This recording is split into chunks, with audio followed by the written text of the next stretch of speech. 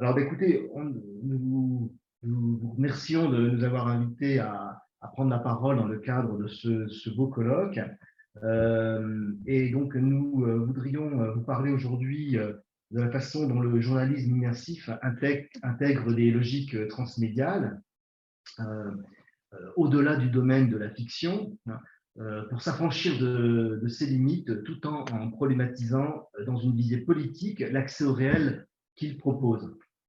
Alors, si on parle de transmédia et journalisme, on peut dire que la narration transmédia caractérise le journalisme contemporain, qui construit un récit créant divers points d'entrée dispersés sur plusieurs plateformes médiatiques et qui impliquent différents segments d'audience. Donc, on peut dire que les journalistes produisent des récits transmédia sans le savoir depuis même des années avant l'arrivée du web, finalement. Et au fond, les nouvelles ont toujours été rapportées dans divers médias, en commençant par la radio, la télévision, et suivies par les journaux, et puis le lendemain par les magazines hebdomadaires. Donc ce vaste récit de l'actualité, on peut dire, il s'est diffusé, il s'est construit et il s'est diffusé sur un mode transmédiatique avant que la notion soit élaborée, par Jenkins notamment. Donc, mais au fond, on peut dire aussi que si on reprend les travaux de Gambarato et Tarsia, bien que divers médias soient présents dans le journalisme et que les journalistes emploient de multiples pratiques pour couvrir les événements médiatiques, à multiples facettes, toute production d'information n'est pas nécessairement transmédiatique. Alors, un aspect crucial à considérer dans ce contexte est que la narration transmédia consiste à étendre le contenu et non à le répéter. Et l'une de ces extensions possibles se fait via le reportage immersif en complément d'autres médias. Et nous allons donc nous attacher plus particulièrement à ce reportage immersif. Alors, d'abord, quelques mots sur la notion de reportage journalistique qui, comme genre journalistique, doit faire revivre l'événement, la situation, de telle manière que le spectateur ait l'impression d'y assister lui-même, d'y participer, si je m'en tiens à une définition qu'on peut trouver dans certains manuels de journalisme. Et donc, en tant que tel, le reportage se prête bien à des expérimentations permises par le numérique. Et ces frontières ont été redessinées selon des logiques transmédiales. Alors,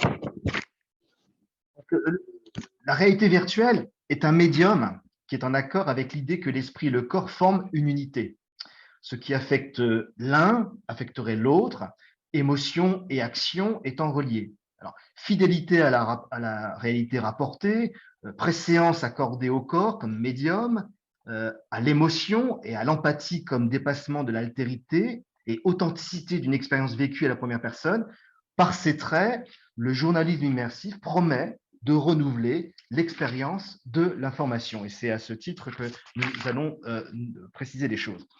Donc, alors, cependant, le journalisme immersif, dans cette formule, soulève aussi des critiques, car le recours à l'émotion ouvrirait la voie aussi à toutes les manipulations possibles. Et donc, l'expérience de l'altérité, le transport dans une autre réalité peut sembler aussi factice. Et ça appelle donc un certain nombre de considérations déontologiques.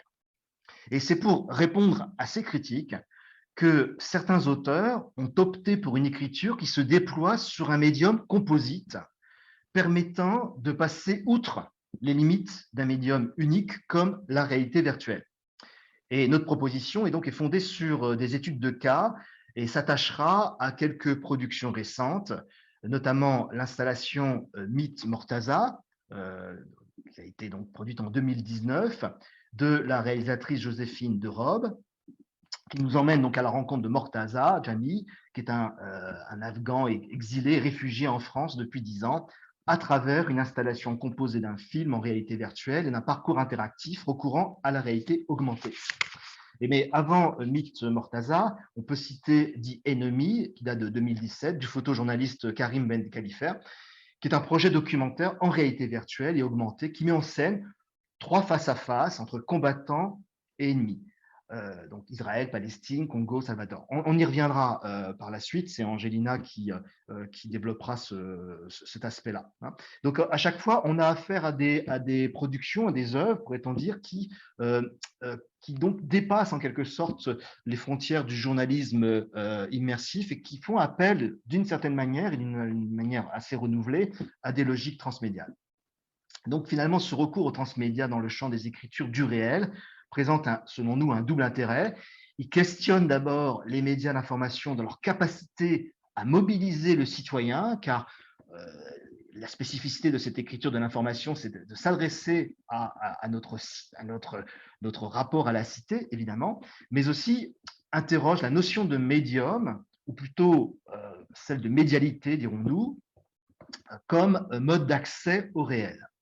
Et ce questionnement n'est pas purement spéculatif car il engage une certaine définition de la subjectivité, un certain rapport au monde que certains journalistes contemporains, expérimentateurs, dirais-je, voudraient proposer aux spectateurs, aux spectateurs citoyens. Alors, disons très vite qu'il peut y avoir une confusion dans notre propos, parce que quand on parle de journalisme immersif, on connaît aussi ce genre, pourrait-on dire, de reportage où il s'agit plutôt aux journalistes d'être en immersion dans une situation d'enquête, alors tel que cela a pu être illustré par exemple, le travail de Florence Omna, à travers son ouvrage bien connu, Le Quai de Ouistreham. Elle s'était elle-même inspirée de ce qu'avait fait avant elle Gunther Wallraff à travers Tête de Turc. Donc, nous n'allons pas parler de cela. Quand nous parlons de journalisme immersif, nous parlons plutôt de reportage immersif recourant à la réalité virtuelle. Donc, pour nous, donc rappelons en quelques mots de quoi il est question. Hein. Donc, le journalisme immersif concerne avant tout l'immersion du spectateur et non pas celle du journaliste. C'est une production journalistique qui recourt à la réalité virtuelle et plus largement aux technologies dites immersives pour transporter le spectateur sur le terrain de l'enquête. C'est là où le reportage, on voit que le genre du reportage est porteur, est favorable en tout cas à ce type d'expérimentation. Et donc, ces technologies liées aux jeux vidéo ont été investies par des journalistes pour réaliser des reportages et des documentaires. Elles sont variées, ces technologies, plus ou moins perfectionnées. Cela va de la VR, donc la réalité virtuelle, à l'AR, la réalité augmentée, ou la combinaison des deux, nous le verrons tout à l'heure. Et le reporter utilise une caméra, très souvent une caméra à 360 degrés, capable de filmer dans toutes les directions. Et les images sont ensuite cousues au cours du montage, qui est une opération d'ailleurs problématique, hein, qui ne ressemble pas à un film linéaire. Donc, au cours du montage, le son fait aussi l'objet d'un traitement. On n'a pas le temps d'en parler, mais c'est important. Et le reportage peut ensuite être visionné à l'aide d'un ordinateur en déplaçant la souris dans l'image, ou on peut le tester sur YouTube, par exemple, ou avec un smartphone en se déplaçant dans l'espace, ou de manière plus optimale avec un casque de réalité virtuelle. Bon, nous passerons vite sur ces aspects technologiques, mais qui ont leur importance, évidemment. Donc, le degré d'immersion est variable et dépend en partie de la technologie choisie par le reporter pour recueillir et traiter l'information. Il dépend évidemment du casque utilisé par le spectateur et ils sont plus ou moins immersifs avec un son plus ou moins élaboré et certains permettent de faire des gestes dans l'image alors que d'autres permettent simplement de déplacer le regard. Voilà, c'est dans la grande majorité d'ailleurs des cas que nous avons étudiés pour des reportages immersifs étaient donc filmés avec une caméra à 360 degrés. Bon. Rapidement, si on fait un état des lieux, on peut dire que depuis une dizaine d'années, ces casques sont devenus abordables et accessibles et on a vu un pic de production de reportages donc immersifs jusqu'à 2019. Maintenant, on arrive à une autre période. Et si l'on dresse un état des lieux des tendances, eh bien, on voit que certaines situations sont plus abordées que d'autres. Hein. Au début de la période, par exemple, on avait une surreprésentation de reportages documentaires explorant des lieux clos et difficilement accessibles. Et donc, l'immersion a été motivée par cet aspect-là. Alors, c'était des prisons, par exemple, hein, ou alors des camps de réfugiés, des zones de crise, des conflits armés, hein, ou alors, plus récemment, on suivait l'itinéraire de personnes dans des situations de vulnérabilité, hein, comme des parcours de migrants ou de réfugiés, hein, par exemple. Citons des productions, citons des studios qui se sont spécialisés dans la production de reportages ou de documentaires immersifs, comme par exemple les studios d'Al Jazeera Contrast, qui ont lancé en 2017, et qui donc ont à cœur de transporter, je cite, les spectateurs vers les personnes et les cultures les plus durement touchées par les inégalités et les conflits. Et où là, il y a tout un travail sur le reportage immersif qui consiste à donner en quelque sorte la parole à ceux qui sont les acteurs même de ces situations. Et donc l'immersion s'accompagne en quelque sorte d'un protocole ou d'empowerment en quelque sorte par les personnes qui vont enquêter sur leur propre situation à destination des publics. Donc il y a toute une interrogation qu'on pourrait avoir sur la place du reporter, sur la place du journaliste dans ces expériences-là. Mais bon, ce n'est pas notre propos aujourd'hui. Alors, quels sont les enjeux de ce nouveau format? Quelles sont les promesses portées par le journalisme immersif? Alors, pour aujourd'hui, on est parti d'un questionnement qui a été en fait initié par un appel qui date de 2019 pour la revue Recherche en communication de l'Université catholique de Louvain. Hein, il s'agissait d'un appel articulé autour du journalisme et de l'expérientialité, hein, qui était un dossier coordonné par Marie Van Ost de l'UCL, Kate McQueen de l'Université de California Santa Cruz et Lindsay Morton de Pacific Union College. Et ce numéro thématique visait à explorer les relations qui se nouent entre la dimension journalistique et la dimension expérientielle au sein des formes narratives et ou littéraires de journalisme. Alors, on n'a pas le temps de revenir en détail sur la notion d'expérientialité, hein, où il est question de représentation textuelle de l'expérience, des expériences ressenties par les récepteurs du récit, mais en tout cas, elle nous a interpellés parce qu'effectivement, on peut tout à fait questionner le reportage immersif sous cet angle-là, hein, de l'expérience, hein, et de la manière dont il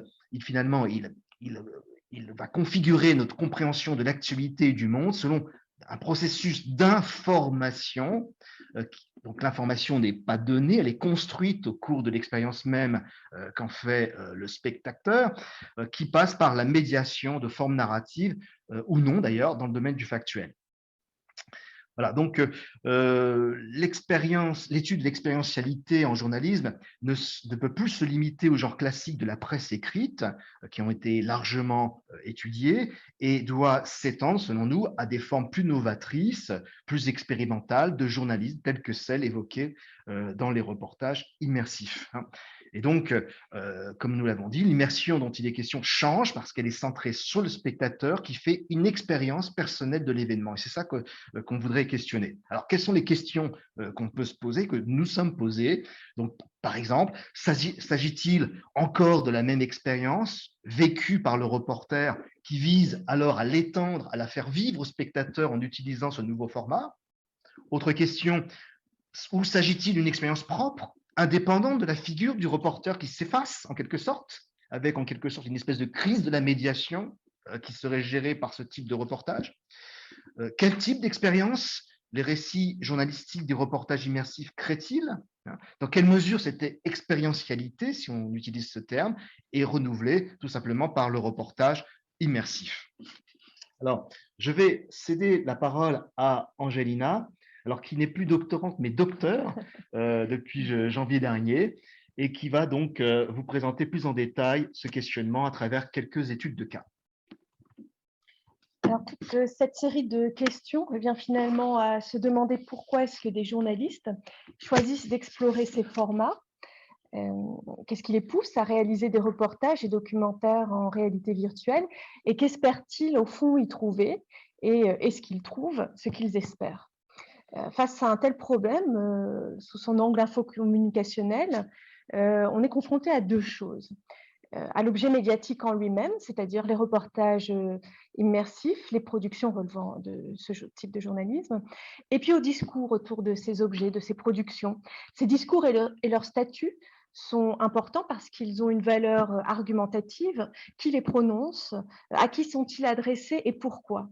Hein, parce qu'on sait que le choix de ce format, de ce type de médiation journalistique, répond à un problème et qu'il s'agit de retrouver. Donc on se pose la question, quel problème le reportage immersif résout-il? Et si le reportage immersif est la réponse, quelle est alors la question? On cherche en fait à vérifier l'effet supposé de ces formats médiatiques, supposés dans les discours, qui sont relayés par les discours, et non plus en suivant les discours qui relaient ces effets, mais de manière scientifique, c'est-à-dire plus distanciée et selon des règles et des critères précis au cours de nos expérimentations. Alors, rappelons que par sa forme hybride, le journalisme immersif, il mélange les genres, les langages, de l'information, des jeux vidéo, du cinéma, et il est à l'intersection de plusieurs univers médiatiques, dans la continuité aussi d'expériences antérieures. Désormais, l'information est communiquée à travers une expérience personnalisée, où le récepteur occupe une place centrale et active. Et si l'on s'en tient au discours, le reportage immersif promet une expérience subjective de l'information qui associerait un sentiment de présence dans l'image, une transparence de la médiation et des émotions accrues. Et deux promesses seront particulièrement explorées ici, l'idée d'être transporté dans l'événement et l'idée d'accroître la puissance émotive du spectateur pour le faire agir. Nous verrons ensuite en quoi ces promesses plus ou moins déçues par le journalisme immersif, oriente les journalistes qui choisissent les formats de réalité virtuelle vers des installations immersives plus ambitieuses et selon des logiques transmédiales. Alors, première promesse, être transporté dans l'événement. Donc, reproduire l'événement, le faire vivre aux spectateurs, c'est une idée forte qu'on entend à propos des reportages immersifs. Et pour cela, deux conditions sont requises, au moins.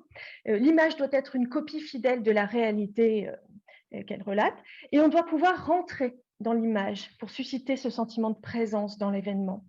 Une approche par l'archéologie des médias nous montre que c'est un désir ancien, bien ancré à la fois dans l'art et dans le journalisme d'ailleurs. Alors en art, on retrouve ce souhait que l'image copie fidèlement la réalité.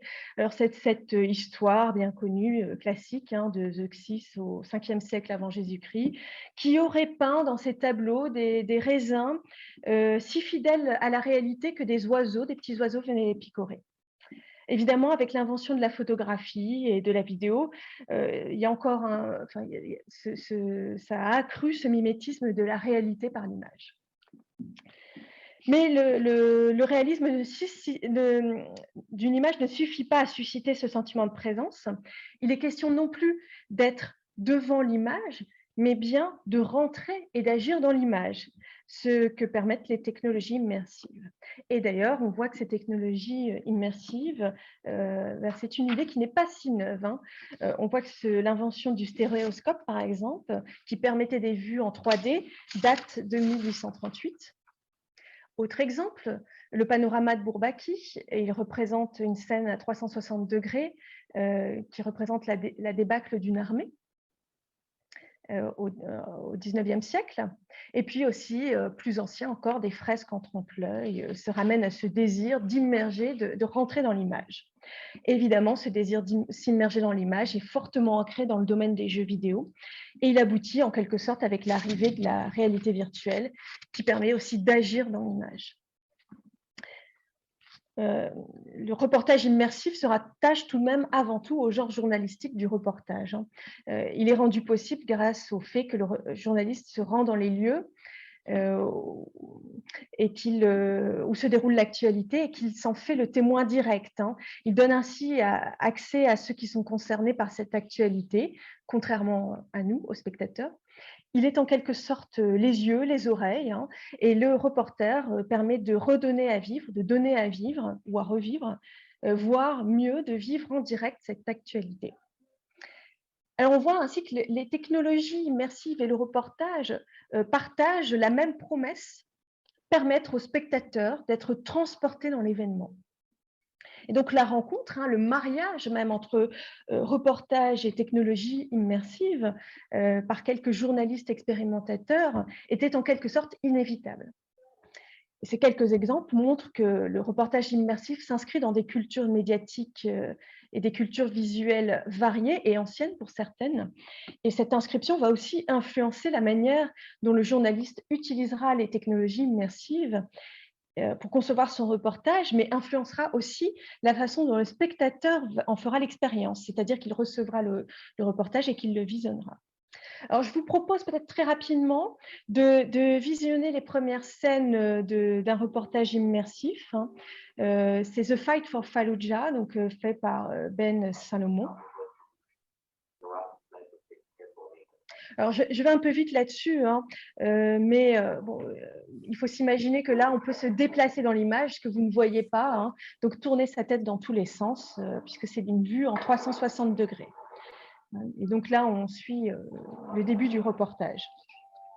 Je me permets de vous interrompre deux secondes juste pour vous dire que le temps passe très vite. Donc, en fait, il est déjà 10h20, presque 21. Et donc, l'idée, c'est d'avoir un temps de questions avant 10h30. Donc, si vous pouviez peut-être essayer de terminer peut-être en 2-3 minutes, comme ça, on a quand même le temps pour discuter. D'accord, donc je vais passer très vite alors sur l'expérimentation qu'on a pu en faire au laboratoire et pour vous donner tout de suite les conclusions de là-dessus. Donc on voit que dans ces reportages immersifs en caméra 360, il y a des limites. Hein. Il y a des limites et que finalement on se retrouve face à des aberrations d'images qui font qu'il y a peut-être une impression de déréalisation de ces reportages. Et donc finalement, on ne parvient pas non plus à toucher davantage le spectateur qui les regarde et ni même à le faire véritablement rentrer dans l'image. Hein. Alors, pour toutes ces raisons et pour toutes les limites que je n'ai pas le temps finalement de vous exposer en détail, des journalistes expérimentateurs ont pris un peu le parti d'aller plus loin que le simple journalisme en VR et donc de se tourner vers des logiques transmédia hein, et d'utiliser des dispositifs plus ambitieux où ils vont bâtir une information globale et cohérente à partir d'un ensemble disparate de médias. Alors, c'est le cas notamment de deux exemples. Donc, The Enemy, du photojournaliste Karim Ben Khalifa, qui a conçu une installation alternant réalité virtuelle et réalité mixte, afin d'envoyer le spectateur au contact des combattants ennemis dans des lieux de conflit. Hein. Le spectateur se trouve en fait pris entre les regards à l'intersection de leur haine et il peut déambuler entre ces combattants. De son côté, l'artiste et journaliste Joséphine Derobe, elle propose une installation également en VR et AR, Mythe Mortaza, pour rencontrer un réfugié afghan exilé en France. Et donc, le film en VR qu'elle propose retrace son parcours, tandis que le parcours interactif dans la même expérience est centré sur sa recherche d'identité. Donc, dans ces deux exemples, en plus de la réalité virtuelle, l'introduction d'objets concrets, matériels, permet en quelque sorte de remédier à ce sentiment de déréalisation que l'image en réalité virtuelle peut induire quand le spectateur y est plongé, comme dans un jeu vidéo. S'il les touche, il est confronté à une matérialité indéniable qui atteste que l'histoire qu'on lui a racontée, notamment à travers la réalité virtuelle, est bien réelle. Et en ce sens, les objets matériels qui sont réintroduits dans l'installation et le dispositif global renforcent le processus de véridiction du dispositif, parce que ce sont des traces qui renvoient à une expérience vécue. Et d'autre part, la déambulation du spectateur dans ces deux dispositifs, dans Mythe Mortaza et dans The Enemy, dans cette déambulation dans un espace plus large et à un rythme choisi est une manière de dépasser aussi les limites spatio-temporelles de la seule vidéo en réalité virtuelle avec caméra 360 et le sentiment d'enfermement que ces vidéos peuvent susciter. On bascule ainsi d'un monde virtuel clos à un univers plus ouvert en élargissant les possibilités spatio-temporelles du spectateur, en le laissant libre de décider d'aller vers l'autre ou de garder plus de distance. Donc, pour conclure, hein, le journalisme immersif est un format encore très récent et les journalistes et les rédactions qui s'en emparent puissent dans les différentes cultures médiatiques pour intéresser un public qui découvre ces technologies, hein, appliquées non pas à un mode d'écriture fictionnel, mais non pas un mode d'écriture fictionnel, mais au journalisme qui est avant tout une forme d'écriture du réel. À travers donc le jeu des médialités hybrides qu'il convoque, le journalisme immersif se donne dans un rapport problématique au réel, c'est-à-dire qu'il pose avant tout un problème en ce qu'il oscille entre deux tentations, faire du monde un spectacle numérique ou bien un lieu habitable où se déploierait pour le transformer une forme possible de praxis qui engagerait aussi le corps du spectateur. Merci pour votre attention. Merci beaucoup, Philippe et Angelina. Peut-être qu'on peut arrêter le partage d'écran, ce qui rend les échanges plus conviviaux. On a en fait déjà une question, en tout cas un témoignage sur le chat, avec l'allusion à un autre dispositif hybride. Donc, je ne sais pas si vous souhaitez réagir à cette intervention. On la lit, merci.